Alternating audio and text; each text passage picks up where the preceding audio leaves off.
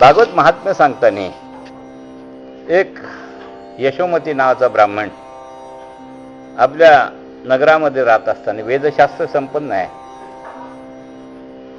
उपजीविकेचं साधन चांगलं चाललंय, परंतु त्याची बायको जी आहे ती संशयी आहे, संसार दक्ष आहे, पण तिचं लक्ष सगळं मूल नाही या एका दुःखामध्ये आहे. आणि म्हणून ती वेडवाकडं बोलणं, हरीच्या व्यसनं दूर राहणं हे तिच्याकडे व्यवस्थित गुण होते. तिला असं वाटत होतं की आपला नवरा जरी वेदशास्त्र संपन्न असला तरी त्याला देवाकडनं मूल मागून घ्यायला काय होत आहे, आणि मी निपुत्रिक म्हणून म्हणणार नाही. या यशोमती ब्राह्मणाची अशी अवस्था आहे. त्याच्याकडे एखाद्याचं भाग्य जे बरोबर घेऊन आलो आपण म्हणतो ना, तसं त्याचं होतं. त्याच्याकडे दुपती काय दिली तर ती 15 दिवसात वाण निघायची. त्यांनी लावलेला वृक्ष जागेवर जाऊन जायचा.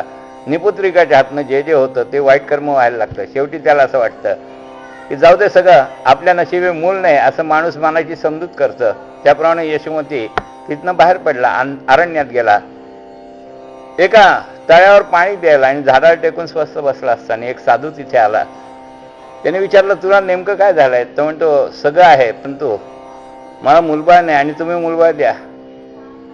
त्या साधूंनी भविष्यात डोकावून पाहिलं आणि सांगितलं, तुला 7 जन्म मुलाचं सुख नाहीच आहे तर कशाला मागत बसतो म्हणले, आहे ते सोडून दे. माणसाला नको म्हणलं की हवंसं वाटतं. तो म्हणतो, काही करा, मला मुलगा द्या. मुलगा दिला की सुख. साधू म्हणतो, मुलगा द्यायला हरकत नाही, परंतु तो मुलगा तुला सुख दिलंच असं सांगता येत नाही. म्हणजे झालं समज, मुलाकरता जर तू एवढा आक्रोश करतोय, तो मुलगा जर चांगला निघाला नाही तर त्याचं दुःख अपरिमित आहे म्हणले. त्यापेक्षा जे नाही भाग्यात ते ओढून आणण्याचा प्रयत्न करायचं काहीच कारण नाही. परंतु तो म्हणला, माझ्या बायकोची इच्छा आहे आणि तुम्ही मला काहीतरी दिलंच पाहिजे.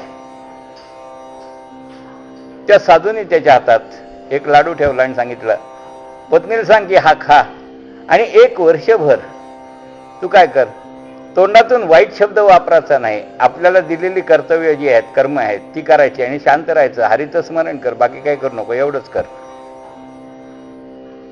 यशोमती ब्राह्मणाला वाटतं आता तरी बायको खुश होईल, समाधानी होईल. घरी आला, फळ दिलं आणि ते सांगितलं तिला, असं असं सांगितलंय साधूनी, त्याप्रमाणे तू आचरण कर. तिला असं वाटलं, खाऊन जर झालंच नाही तर मुलगा उगाच त्रास कशाला घ्यायचा, आणि मुलगा झाला की त्याच्यात संसारात अडकून पडायला राहील, मला इकडे तिकडे जाता येणार नाही. म्हणून तिने काय केलं, ते फळ आहे ते गाईला खायला घातलं. नवऱ्याने विचारलं, खाल्लं का ग? खाल्लं. आता माणसाला खोटं बोलणं सोपं आहे, पण ते पचवणं फार अवघड असतं. आज ना उद्या दिवस आहेत की नाही हे कळणार हे तिला माहिती आहे. म्हणून तिने काय केलं, आपल्या बहिणीला सांगितलं, मी तुझ्याकडे येऊन राहते, बाळणपण असतं, मी तुझ्याकडे राहते असं समज आणि माझा सांभाळ कर म्हणले. झालं. दिवस काय भराभर जातात, क्षणात दिवस पालटतो, एका क्षणाने दिवस बदलत चाललेत. दुर्दैव असं की तीही गर्भवती झाली आणि तिला जो मुलगा झाला तो धुंदुकारी, आणि गाईच्या पोटातनं जे बाहेर आलं त्याचं कान गाईच्या कानासारखे होते म्हणून तो गोकर्ण झाला. दोन्ही मुलं घेऊन आल्यानंतर मात्र माणसाची जशी वृत्ती असते तसं मूल निपजतं, ही गोष्ट खरी आहे. त्याप्रमाणे धुंदुकारीने काय करायचं, आईवडिलांना मारहाण करायला सुरुवात केली. पैसा अडका, वेश्यागमन, चोर, लुटारूपणा सगळं काही करत बसले. हा गोकर्ण मात्र सदाचारी आहे, सद्वर्तनी आहे, आणि म्हणून तो वडिलांना म्हणायला लागला की या मुलाचा त्रास होतोय तर त्याला घराबाहेर काढा, दुःख दूर ठेवा. तर म्हणला, आईने सांगितलं त्याला जर बाहेर काढायचं असेल तर तूही बाहेर हो, घ्या.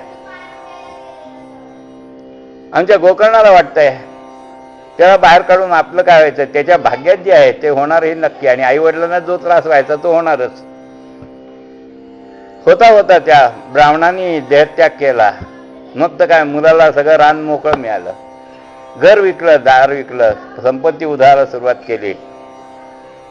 त्या वेश्येकडे ज्या वेश्येकडे जात होता त्या वेश्येला असं वाटलं याच्याकडे आहे जे धन आहे ते सुद्धा लुटावं, त्याच्याकरता काय करावं, याला मारून टाकावं म्हणले. त्या वेश्येने त्याला एका रात्री विष पाजलं आणि तो धुंदुकारी मेला, ही गोष्ट खरी आहे. हा आमचा गोकर्ण आहे, तो तीर्थयात्रेकरता बाहेर पडलाचा, परंतु या धुंदुकारीला मात्र अग्निसंस्कार केले, गावातल्या लोकांनी केले. आता मेलेलं प्रेत ठेवता येत नाही म्हणून त्यांनी केलं, ही गोष्ट खरी आहे. परंतु तो पिशाची योनी त्याला मिळाली, ही गोष्ट खरी आहे. जसं आपलं कर्म असतं त्या योनीमध्ये आपल्याला जायला लागतं. हा पिशाच्य झाला. गयेमध्ये असताना आमच्या गोकर्णाला कळलं की आपल्या भावाचं निधन झालं आणि म्हणून त्यांनी गयेमध्ये त्याचं श्राद्ध केलं. श्राद्ध करताना तो धुंदुकारी पिशाच्या रूपाने आला आणि सांगितलं, मला काही उत्तम गती मिळाली नाही, काय करू. गोकर्णाने गयेमध्ये ब्राह्मणांना विचारलं की मी काय करावं की याला उत्तम गती होईल.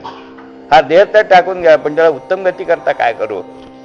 तेव्हा ते म्हणले, एक कर, तू भागवत कथा लाव आणि भागवत कथेचं श्रवण केल्यानंतर त्याचं पूर्व पाप आहे ते निघून जाईल, तो भगवंताशी तद्रूप होईल. आमच्या गोकर्णाने भागवत कथा सांगायला बोलवलं, भागवत कथेचं आयोजन केलं. तिथे जवळ असणारं जे बांबूचं वन होतं त्याच्यामध्ये एका पेराच्या खाली तळामध्ये हे पिशाच्य जे आहे धुंदुकारी तो येऊन बसला. एक एक दिवस जसजसा व्हायला लागला तसतसं एक एक पातं गळून पडायला लागलं आणि 7व्या दिवशी मात्र ते पूर्णतः धुंदुकारी त्याच्यातनं बाहेर पडला आणि त्याला नेला आकाशातनं विमान आला आणि तो निघून गेला. भागवत कथेचं पुण्य हेच आहे की मरणानंतर सुद्धा उत्तम गती मिळावी याच्याकरता भागवत कथा सांगितली जाते. आमच्या गोकर्णाने सुद्धा सूर्याची स्तुती केली आणि सांगितलं, वाईट माणसाला सुद्धा तू उत्तम गती देत असेल तर मला सुद्धा देवा चांगली गती पाहिजे म्हणले. भगवंताच्या आदेशाप्रमाणे तो परत गावात आला. वडिलांनी मिळवलेली संपत्ती पुन्हा एकदा हस्तगत केली. उत्तम व्यवहार आहे, ज्याचा आचार आणि विचार शुद्ध आहे, तो चांगला राहिला आणि त्याला सुद्धा न्यायला त्याने पुन्हा भागवत कथेचं श्रवण केलं आणि तो उत्तम गतीला गेला. हे भागवताचं महात्म्य आहे. शुकमामुनी सांगतात, हा जे भागवत कथा आहे जे ऐकतात त्यांना म्हणले, हा ओम नमो भगवते वासुदेवाय हा 12 अक्षरी मंत्र जो आहे तो नेहमी म्हणावं. 12 वेळा तरी कमीत कमी दिवसातनं म्हणावं. हे मध भागवताचं पुण्य आहे, लक्षात ठेवा. जे जे भागवत कथा करतात आणि भागवत कथा करत असताना आणखीन एक गोष्ट सांगितली, जे भागवत कथा सांगतायत आणि जे भागवत कथा ऐकतायत ते या भगवंताला प्रार्थना करावी, हा मंत्राचा जप करावा आणि त्यांना सांगावं की हा संकल्प जो ऐकण्याचा आहे तो पूर्णत्वाने कुठली अडचण येऊ नये, सांगणाऱ्याला नाही ऐकणाऱ्याला येऊ नये, असे प्रार्थना करावी आणि एकाग्र चित्ताने ऐकावं. डोळे मिटून ध्यानस्थ बसा. डोळे उघडे पाहिजेत असं नाही, ऐकताना कान उघडे असले म्हणजे ते आपल्याकडे तो विचार पूर्णपणे जातो, एवढं लक्षात ठेवा. हे तत्वानी पोचणारं भागवत व्यासानी लिहिलं ही गोष्ट खरी आणि शुक महामुनींनी ते राजा परीक्षिताला सांगितलं. आमच्या ऋषीशृंगाच्या गाळ्यामध्ये सर्पमाळा घातली परीक्षित राजाने, हे आपल्याला माहिती आहे. आणि त्यांचा मुलगा जो शमिक आहे त्यांनी राजाला शाप दिला आणि सांगितलं, तू 7 दिवसांनी मरण पावशील. आपल्यातनं काय घडलं हे कळलं नाही आणि म्हणून परीक्षित राजाने विचारलं, हे 7व्या दिवशी तक्षकाकडनं मला मृत्यू येणार आहे तर मी हे 7 दिवस कसे काढावेत.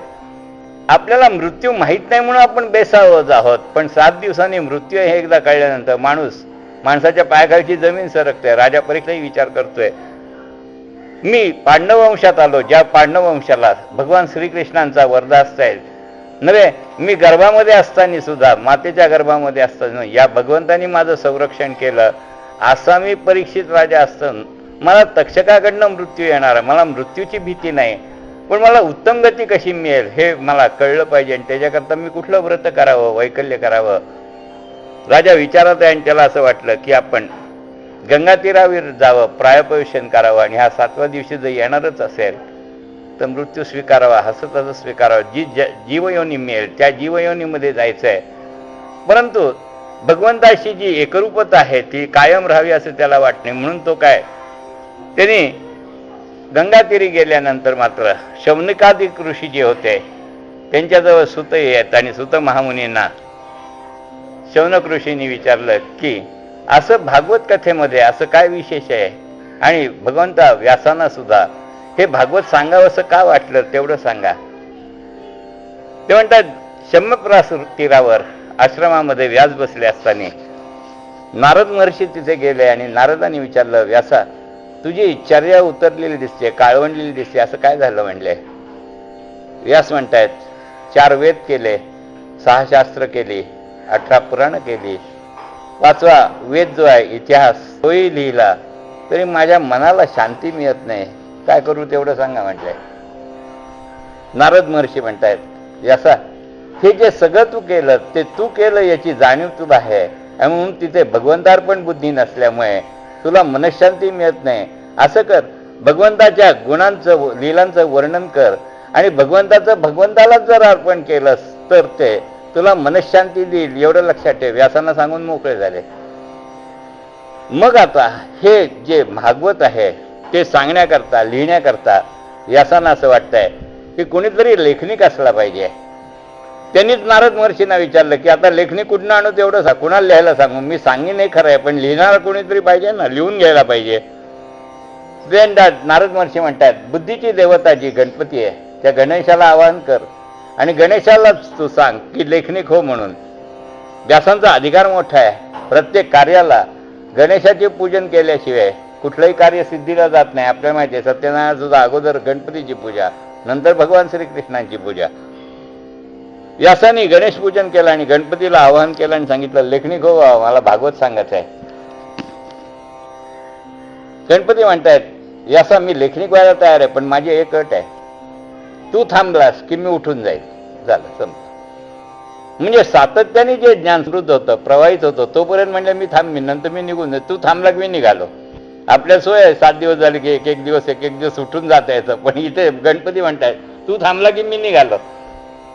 याच म्हणतात हे काम जे आहे, हे कर्म जे आहे ना ते भगवंताच्या इच्छेने आणि भगवंताला अर्पण करायचं आहे या बुद्धीने म्हणले मी करतोय आणि म्हणून तू थांब. आणि म्हणून व्यासांचं लेखनिक कोण आहेत, गणेश आहेत. व्यासांचं भागवत गणेशांनी लिहून घेतलंय. आणखीन विशेष ते भागवत पूर्ण असतं, गणपती हल्ले नाहीत कारण व्यासांनी सतत सांगितलं. म्हणून भागवताचं असं म्हणतात की वाल्मिकी रामायणच्या 10 पट मोठं हे व्यास भागवत आहे, एवढं लक्षात ठेवा. आणि म्हणून भागवत कथा जे जे करतात तेव्हा आपल्याला सर्व कथा ऐकायला मिळत नाही, सर्व स्कंद ऐकायला मिळत नाही. तर भगवान श्रीकृष्णांच्या लीला फक्त 8 दिवस सांगतात आणि ते मोकळे होतात. भागवत झालं सांगून मोकळे होतात. वास्तविक पाहता आपल्याला सगळ्या कथा कळल्या पाहिजे. सगळा एवढा मोठा ग्रंथ आपल्याला वाचणं शक्य नाही, म्हणून तर आपण हा प्रयत्न करतो की सगळ्या कथा तुमच्यापर्यंत जाव्यात. याच्याकरता हे भागवत आहे, लक्षात ठेवा. आता राजा परीक्षिताला शुक महामुनी सांगतायत राजा तुला मृत्यूचं भय वाटतं का रे. म्हटले सार्वभौम राजा मिळालायस, कृष्णाचं दौर्तृत्व ज्यांना मिळालं त्या पांडव घरामध्ये जन्माला आलास. अश्वत्थामाच्या ब्रह्मास्त्रापासून ज्याने तुला वाचवलं आणि गर्भामध्ये सांभाळलं त्या भगवंताची तुला आठवण आहे का. राजा परीक्षित सांगतायत त्याचीच आठवण करतोय आणि मला असं वाटतंय मला काय पाहिजे तर म्हणले मृत्यूला मी भीत नाही. हा देह कधीतरी पडणार ही गोष्ट खरी आहे, पण यांनी माझं सार्थक कशात होईल किंवा जी योनी मला मिळेल त्याच्यामध्ये भगवंताचं सान्निध्य आणि सान्निध्य मिळावं एवढीच इच्छा आहे. याच्याकरता मी कुठलं व्रत करावं एवढं मला सांगा. आणि शुक महामुनी राजा परीक्षिताला सांगतायत राजा हे विश्व जे आहे ना ते त्रिगुणात्मक आहे हे लक्षात ठेव. आणि म्हणून सत्व रज तम या 3 गुणांनी आणि पंचमहाभूत याला आपण काय म्हणतो अष्टधा प्रकृतीने हे विश्व परमात्म्याने साकार केलेलं असल्यामुळे ते म्हणतात जर हे 3 गुणांनी युक्त आहे तर जे जे आम्हाला समोर दिसत आहे या विश्वामध्ये जे जे आमच्या दृष्टोत्पत्तीस पडत आहे ते आम्हाला सगळं खरं वाटण्याचं कारण काय. तेव्हा ते म्हणतायत स्वरूप सत्तेने या भगवंतानी मायेच्या आधाराने हे जग जे आहे ते निर्माण केलं आणि म्हणून या निर्माण केलेल्या जगतामध्ये तो स्वतः येऊन राहिल्यामुळे त्याच्या अस्तित्वावर हे विश्व चालत असल्यामुळे हे गुणांनी माया गुणांनी बाधित ही गोष्ट खरी आहे, पण तेच खरं वाटतं. पण ते नाशवंत हे ज्याला कळतं त्याला काय म्हणतात भगवंताची भक्ती करण्याकरता जो भागवत धर्म सांगितलाय भागवतामध्ये व्यासांनी त्याचं अनुसरण कर म्हणतायत. आता म्हणतायत की जो तापत्रयक आहे परमार्थ रूप आहे जे वेदाने ब्रह्माचं वर्णन केलेलं आहे ते तुला सांगतो ते म्हणजे ओम तत्सत. हा भगवंताचा जो मंत्र आहे हे ब्रह्म कसा आहे ओंकार स्वरूप आहे तो. आणि हा जी वेगळा नाही हे सूत्र या वेदाने सांगितलं तेच मी तुला सांगतो म्हणतायत. शौनक ऋषी म्हणतायत कलियुगामध्ये प्रत्येक युगात माहिती आपल्याला त्रेता युगामध्ये यज्ञ सांगितला, द्वापार युगामध्ये भगवंताची श्रीकृष्णाची सगुण साकार सांगितली, त्याचबरोबर कृतयुगामध्ये तप सांगितलं, कलियुगामध्ये नामस्मरणाशिवाय दुसरं काही नाही. कलियुगामध्ये माणसाचं आयुष्य कमी आहे आणि म्हणून त्याला तप करणं शक्य नाही, योगमार्गाचा अवलंब करणं शक्य नाही. सोपं काय या हरीचं स्मरण करणं एवढंच सोपा मार्ग आहे जो भगवंतापर्यंत घेऊन जातो. आणि म्हणून ते म्हणतायत की कलियुगामध्ये त्याचं कारण हा मार्ग सोपा का, तर कलियुगात म्हणले सर्व जीव जे आहेत ना ते अल्पायू आहेत, आळशी आहेत, मंदमती आहेत आणि भाग्यहीन आहेत. आणि म्हणून ते कसे आहेत, चित्ताने अस्वस्थ असल्यामुळे त्यांना शांती कधीही मिळत नाही, ते वखवकलेलेच आहे, त्यासारखं काहीतरी हवंच आहे. आणि म्हणून ते म्हणतात दीन पुरुषांनी सुद्धा जे थकलेत, गांजलेले आहेत, या लोकांनी काय करावं, हरीचं स्मरण का म्हटले, बाकी काही नाही. ओम नमो भगवते वासुदेवाय हा मंत्र जो आहे तो सगळ्यांना म्हणता येतो असं व्यास महर्षी सांगतायत. शुक महामुनी राजा परीक्षिताला सांगतायत, राजा भगवंताचं यश गुणगान ऐकत असताना भगवंताच्या सगुण रूपाची आठवण होते आणि त्याच्या जवळ जाण्याची जी मानसिकता आहे ते बदलण्याचं काम म्हणजे भागवत ग्रंथ आहे, एवढंच लक्षात ठेव. ते म्हणतात धर्मसंरक्षक योगेश्वर कृष्ण निजधामाला निघून गेल्यानंतर मात्र इथे सत्ता कोणाची असेल तर ते म्हणले कलीची सत्ता प्रस्थापित झाली, भगवंत निघून गेले आणि कलियुगाला सुरुवात झाली, ती लक्षात ठेवा. भगवंत जोपर्यंत होते तोपर्यंत कलियुगाला त्रास झाला नाही ही तक्रार आहे, पण भगवंत एकदा निघून गेल्यानंतर निजधामाला कलीने आपलं साम्राज्य प्रसरावाला सुरुवात केली. कली याचाच अर्थ असा की ज्या ठिकाणी पुराण वेद सगुण उपासना याच्याकडे लोक दुर्लक्ष करायला लागले आणि स्वतः सगळे आत्मकेंद्रित झाले आणि प्रत्येकाला आपल्या पलीकडे काहीही दिसेनासं झालं, ही कलियुगाची सुरुवात होती असं म्हणतायत. आता ते म्हणतायत की हा सुत महामुनी म्हणतायत चित्तप्रसादक अशी निष्काम निर्विघ्न जी भक्ती ज्याच्या योगाने ईश्वरासंबंधी आपल्याला माहिती मिळते की ईश्वर कळतो, ते काय तर म्हणले याचा अर्थ हा भगवंताचा जो भगवंत परमात्म तत्व जे आहे ते जाणून घेण्याचा प्रयत्न करणं हे या जीवनाचं इप्सित असलं पाहिजे असं म्हणतायत.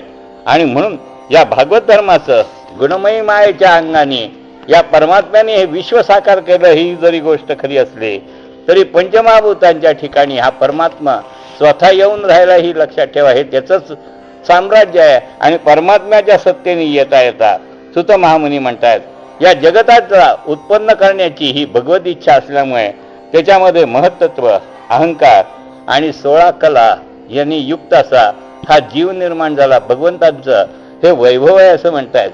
परंतु हा परमात्मा विश्व निर्माण करत असताना त्याच्यापासून कसा आहे तर निसंग आहे म्हटलंय.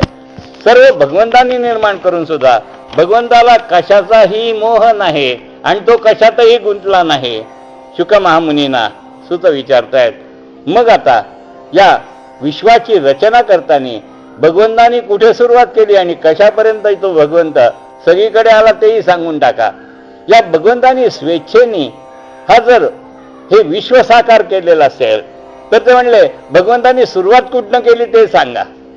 भगवंतानी कुठनं तरी सुरुवात केली पाहिजे. आपण म्हणतो प्रत्येक कार्याला आरंभ कुठेतरी असतो तेव्हा ते शेवटापर्यंत जातं ना. मग आरंभ कुठे केला, या जगाची उत्पत्ती करत असताना महामुनी राजा परीक्षिताला सांगतायत राजा भगवंताच्या नाभी कमलापासनं दक्षाधिक जे प्रजापती आहेत आणि ब्रह्मदेव हे पहिल्यांदा उत्पन्न झाले म्हणतायत. त्याच्यानंतर या ब्रह्मदेवानीच सनत कुमाराचं रूप धारण केलं आणि ब्रह्मचर्य हे समाजाभिमुख केलं. ब्रह्मचर्य आश्रमाची महती सांगण्याचं काम या सनत कुमारांनी केलं असं ते म्हणतायत. त्याच्यानंतर म्हणले रसातळाला गेलेली जी पृथ्वी होती तिला बाहेर काढण्याकरता भगवंतानी वराह अवतार धारण केला आणि ही पृथ्वी जी बुडली होती तिला वर काढण्याचं काम भगवंतानी पुन्हा एकदा केलं. त्याच्यानंतर भगवंताचा अवतार जो आहे तो देवर्षी नारदांचा आहे असं म्हणतायत. देवर्षी नारद आणि भगवंत हे दोघेही एकरूपच आहेत म्हणतायत. त्याच्यानंतर म्हणले भगवंतानी नरनारायण रूपाने प्रगट झाले ते म्हणजे भगवान श्रीकृष्ण आणि अर्जुन, एवढंच लक्षात ठेवा. त्याच्यानंतर म्हणतायत त्याच्यानंतर कपिल सिद्धेश्वराच्या रूपाने भगवंत प्रगट झाले. त्याच्यानंतरचा जो भगवंतांचा अवतार आहे तो भगवान दत्तात्रयांचा आहे, एवढं लक्षात ठेवा. हा दत्तात्रयांचा अवतार जो आहे तो गुरुतत्व समजावून सांगण्याकरता आहे आणि हा महाविष्णूंचा अवतार आहे लक्षात ठेवा.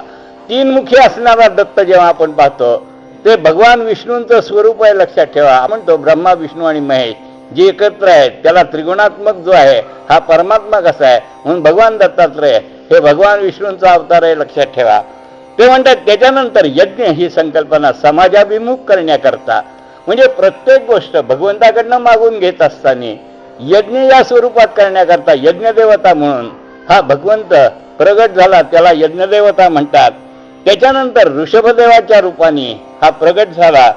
त्याच्यानंतर म्हणले पृथ्वीराजा झाला, ज्याने अनेक नाना प्रकारच्या औषधी आहेत त्या या जलतत्वातनं बाहेर काढल्या आणि जमिनीतनं प्रगट केल्या, असा हा पृथ्वीराजा जो आहे. त्याच्यानंतर भगवंतांनी मत्स्यरूपाने मनु ऋषींचं सांत्वन केलं आणि सर्व वनस्पती बीज ही होडीने वाहून नेली. मत्स्यावतार हा भगवंताचा त्याच्यानंतरचा अवतार. त्याच्यानंतर म्हणतात की मग समुद्र मंथनासाठी भगवंताने कुर्मावतार धारण केला, ही गोष्ट खरी आहे. परंतु हे कुर्मावतार धारण केल्यानंतर पुढचा जो अवतार आहे, या विश्वामध्ये अनेक औषधी वनस्पती आहेत, त्यांचा उपयोग आणि उपभोग कसा घ्यावा हे सांगण्याकरता भगवान विष्णू जे आहेत ते धन्वंतरीच्या रूपाने आले. आणि म्हणून वैदिक जे डॉक्टर आहेत, वैद्य ज्यांना आपण म्हणतो, त्यांच्या दवाखान्यामध्ये धन्वंतरी असंच असतो, लक्षात ठेवा. बाकीच्या दवाखान्यात नसतो, पण यांच्याकडे असतो, एवढं लक्षात ठेवा. महाविष्णू जे आहेत ते धन्वंतरी रूपाने प्रगट झाले. त्याच्यानंतर हे अमृत मंथन झाल्यानंतर मात्र अमृताकरता देव आणि दानव यांच्यात मारामारी सुरू झाल्यानंतर भगवंतांना पुन्हा एकदा अवतार घ्यायला लागला आणि भगवंत पुन्हा मोहिनीच्या रूपामध्ये प्रगट झाले. देवाना अमृत आहे ही गोष्ट खरी आहे, पण भगवंतांचा मोहिनी हा अवतार आहे. त्याच्यानंतर भगवंतांनी आमच्या हिरण्यकश्यप करता वराह अवतार घेतला. आपल्याला माहिती आहे हिरण्याक्षा करता वराह अवतार आहे, हिरण्यकश्यप करता नरसिंह अवतार आहे म्हणतायत. आणि म्हणून नरसिंह अवतारानंतर मात्र भगवंतांनी पुन्हा एकदा बळीराजा करता वामन अवतार धारण केला. त्याच कुळामध्ये हिरण्यकश्यपूचा प्रल्हादाचा जो नातू आहे त्याच्याकरता बळीराजा करता भगवंतांनी वामन अवतार घेतला, ही गोष्ट खरी आहे. आणि या वामन अवतारामध्ये भगवंतांचं वैशिष्ट्य असं, त्यांनी बळीराजाला मारलं नाही तर राज्य देऊन टाकलं आणि स्वतः त्याचे द्वारपाल झाले, हे आणखीन वैशिष्ट्य. भगवंतांनी वामन अवतारामध्ये पुन्हा एकदा समाज स्थिर करण्याचं काम केलं. त्याच्यानंतर म्हणतायत पुन्हा एकदा क्षत्रियांच्याकडे मस्ती आल्यानंतर, धनाचे मद निर्माण झाल्यानंतर भगवंतांना पुन्हा परशुराम अवतारात प्रगट व्हावं लागलं, ज्यांनी ब्राह्मणांचा उपमत केला. क्षत्रिय उन्मत्त झाल्यामुळे परशुरामाने 21 वेळा निक्षत्रिय पृथ्वी केली. आणखीन एक गोष्ट केली, या समाजाचं संरक्षण केल्यानंतर परशुरामाने वैश्यांच्याकडे राज्यकारभार सोपवला, हे आणखीन परशुरामांचं वैशिष्ट्य. जिंकलेली राज्य जी आहेत ती सप्तखंड जी आहेत ना, ती सगळी सप्तखंड त्यांनी आपल्या गुरूंना अर्पण करून टाकले आणि ते परशुराम तिथनं निघून गेले आणि धान्यस्थ असले. आपल्या माहिती आहे पुन्हा एकदा भीष्माना गुरुविद्या देण्याकरता परशुराम हजर आहेत, कारण सप्तचिरंजीवात परशुराम आहेतच आहेत, एवढं लक्षात ठेवा. त्याच्यानंतर भगवंतानी व्यासांचा अवतार घेतला आणि व्यास महर्षी पराशर पुत्र जे आपण म्हणतो ते व्यास महर्षी प्रगट झाले. त्याच्यानंतर मात्र भगवंत रामावताराने प्रगट झाले. हा प्रभू रामचंद्र जो आहे नीती नियम न्याय मर्यादा हे सांगणारा जो अवतार आहे तो रामावतार झाला भगवंतांचा. त्याच्यानंतर भगवंतानी मात्र कृष्णावतारात आले. हा योगेश्वर कृष्ण आहे ना, तो पूर्ण अवतार आहे, लक्षात ठेवा. इथे भगवंत बाकीच्या ठिकाणी अंशावतारात आहेत, पण कृष्णाच्या अवतारामध्ये यांना योगेश्वर म्हणतात. हा पूर्ण अवतार आहे. हा योगेश्वर भगवंता जो आहे ना, तो बलराम आणि श्रीकृष्ण रूपाने प्रगट झाले. आणि म्हणून पुन्हा एकदा असुरांचं निर्दालन करायचं आणि संतांचं रक्षण करण्याकरता हा योगेश्वर कृष्ण प्रगट झाला, ही गोष्ट आहे. आणि म्हणून नंतर मात्र हा अवतार संपवल्यानंतर भगवंतांनी सांगितलं त्याप्रमाणे शुकमहामुनी म्हणतात कलियुगाला सुरुवात झाल्यानंतर मात्र आणखीन एक अवतार भगवंतांनी घेतला, तो मगध देशामध्ये जिनपुत्र बुद्ध, ज्यांनी सत्य अहिंसा ही धर्माची लक्षणं जी आहेत ना ती समाजाभिमुख करण्याचं काम सत्य अहिंसा हे सांगितलं. कारण कुरुक्षेत्रावरच्या युद्धामध्ये अनेक जी कुळ उद्ध्वस्त झाली त्यांना शांत करण्याचं काम या बुद्धांनी केलं. म्हणून त्यांनी सत्य आणि अहिंसा या दोन गोष्टी समाजाभिमुख केल्या. भगवंत त्याच्याकरता बुद्ध रूपाने आले. पुढचा जो अवतार आहे तो म्हणले कलंकी अवतार जो व्हायचा अजून भगवानचा व्यासमुनी सांगतायत की 10वा अवतार जो भगवंतांचा जो आहे ना, तो यशो नामक जो ब्राह्मण आहे, मग जो कर्नाटकमध्ये आहे, द्रविड प्रदेशामध्ये तो आहे, आणि त्याच्या पोटी हे कलंकी म्हणून येतील. त्याचं कारण असं सांगताना व्यास महर्षी सांगतायत, राज्य करते प्रजेला लुटतील आणि प्रजा राजाला लुटेल, हे आपली अधोगती होईल एवढं लक्षात ठेवा. त्यांना कलंकी अवताराने यावं लागेल. पुन्हा एकदा धर्माची स्थापना करता भगवंत पुन्हा एकदा येतील, पांढऱ्या घोड्यावर स्वार होतील, हातामध्ये तलवार करतील घेतील, आणि जे धर्म संरक्षक म्हणून भगवंत येणार आहेत ते पुन्हा एकदा धर्माची स्थापना करतील. पुन्हा आपण सगळी लोक जी आहेत त्यांची मानसिकता बदलेल आणि पुन्हा आपण काय करू, त्रेतायुगाकडे जाऊ, पुन्हा आपण सद्धर्माकडे वळू. असं भगवंतांचे अवतार जर अनेक असले तरी योगेश्वर कृष्ण हा सगळ्यांना प्रिय एवढं लक्षात ठेवा. व्यास महर्षी सांगतायत प्रत्येकाच्या घरामध्ये भगवान श्रीकृष्णांचं अस्तित्व आहेच आहे. किंबहुना असं वाटतंय की भगवान श्रीकृष्णांचं गुण आणि लीला वर्णन केल्यानंतर जे व्यासाला मनशांती मिळायला पाहिजे ती मिळणार जर असेल तर म्हणले हे परमात्मा तत्व जे आहे ना ते अवतरित झालं, ही गोष्ट जरी खरी असली तरी ते भगवंत जे मायेच्या आधाराने प्रगट झालेत ते खरं त्यांचं स्वरूप नाही एवढं लक्षात ठेवा. ते गुणातीत असल्यामुळे त्या गुणाचा संपर्क भगवंतांना कधीही लागला नाही. ते कसे आहेत, निसंगच आहेत. आले, अवतार घेतला, ते काम केलं, पुन्हा धर्माची घडी बसवली, आले आणि निघून गेले, पुन्हा अवतरित झाले. जेव्हा जेव्हा आवश्यकता असेल, म्हणून भगवंतांनी गीतेत सांगितलं की जेव्हा जेव्हा धर्माला ग्लानी येईल ना तेव्हा मी येईल. धर्माला ग्लानी याचा अर्थ जातीवाचक हा शब्द नाही. मनुष्य हा माणुसकीचा आणि मनुष्य धर्म जेव्हा विसरायला लागेल तेव्हा भगवंतांना पुन्हा एकदा सांगावं लागेल. आणि म्हणून सज्जनांचं संरक्षण करणं हे भगवंताचं ब्रीद आहे. जे असुर प्रवृत्तीचे आहेत त्यांच्या नाशाकरता भगवंतांना यायची काहीच आवश्यकता नाही, पण सज्जनांच्या संरक्षणाकरता करता येतात. आणि म्हणून या भगवंताचं जे स्वरूप आहे ते कसं आहे म्हणजे अविद्येने काय होतं, माणूस आपण आपलं स्वरूपाचं विस्मरण होतं आणि भगवंत आणि मी हा वेगळा समजायला लागतो. ही गोष्ट खरी आहे. म्हणून भक्तींनीच परमेश्वराचं ज्ञान होतं. मी आणि देव वेगळा नाही हे जेव्हा कळायला लागेल तेव्हा शुकमहामुनी सांगतायत की पुण्यकारक भागवत कथा. शुकाचार्य म्हणतायत राजा परीक्षिता मनन आणि चिंतन करून नाही. इथे मात्र शुकमहामुनींनी सगळ्या व्यास भागवत ऐकणाऱ्या सर्व श्रोत्यांना असं सांगतायत की हे भागवत कसं ऐकावं हेही तुम्हाला सांगतो. भागवत कथा ऐकावी ही खरी आहे. म्हणून ते म्हणतात की जेव्हा आपण स्थानापन्न होऊ त्या भगवंताचा भागवत ग्रंथ जिथे असेल त्या भागवत ग्रंथावर तुलसीदल व्हावं, आपल्या जागी येऊन बसावं, भगवंतांना सांगावं की ऐकण्याची क्षमता, शक्ती आणि बुद्धी कायम राहू दे आणि कुठलीही अडचण न करता येता आम्हाला ही भागवत कथा श्रवण करायला मिळू दे. का याचं फळ जे आहे ना ते पुण्यकारकच आहे. म्हणजे मरणाचं भय जिथनं निघून जातं तिथे आम्ही शांत होतो. हे भागवत कथेचं फळ असल्यामुळे हा संकल्प भगवंताचा संकल्प भगवंताला अर्पण करा म्हणून तुळशीपत्र व्हायचं आणि जागेवर येऊन बसायचा हा नियम लक्षात ठेवा. आज पहिला दिवस आहे, काही लोकांना माहिती नाही म्हणून सांगतो. इथं आल्यानंतर तुळशीपत्र वाहिल्यानंतर ओम नमो भगवते वासुदेवाय हा 12 अक्षरी जो मंत्र आहे तो सगळ्यांनी म्हणायचा आहे. लक्षात ठेवा, मनातल्या मनात म्हणायचा आहे.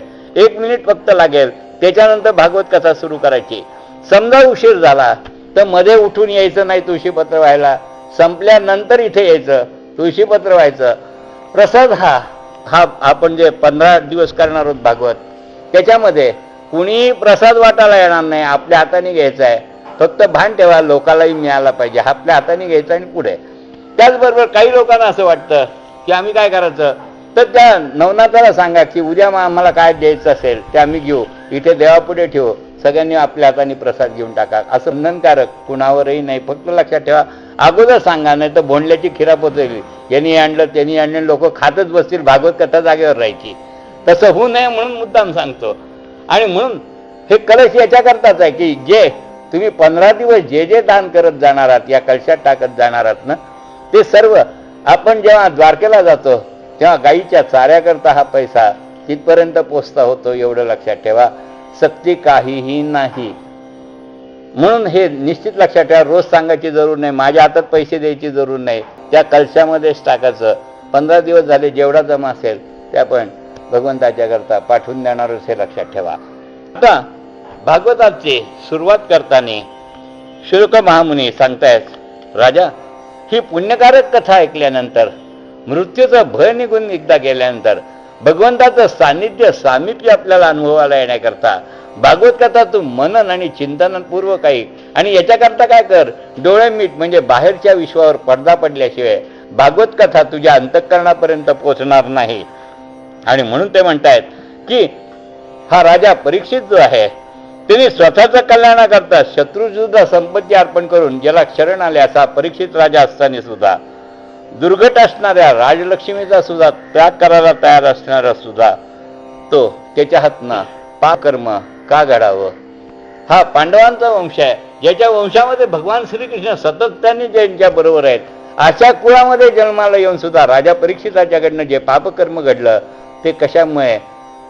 राजा परीक्षित विचारतोय की मी असं काय पापकर्म केलं की ज्यामुळे मला अशी बुद्धी झाली आणि माझ्या हातनं घडलं. कर्म हे वाईट होतं ही गोष्ट खरी आहे, आणि जे कर्म घडलं त्याची शिक्षा मिळणार ही गोष्ट जरी खरी असली, ते असं कर्म करण्याची मला बुद्धी का व्हावी हे काही अजून मला उमजलं नाही.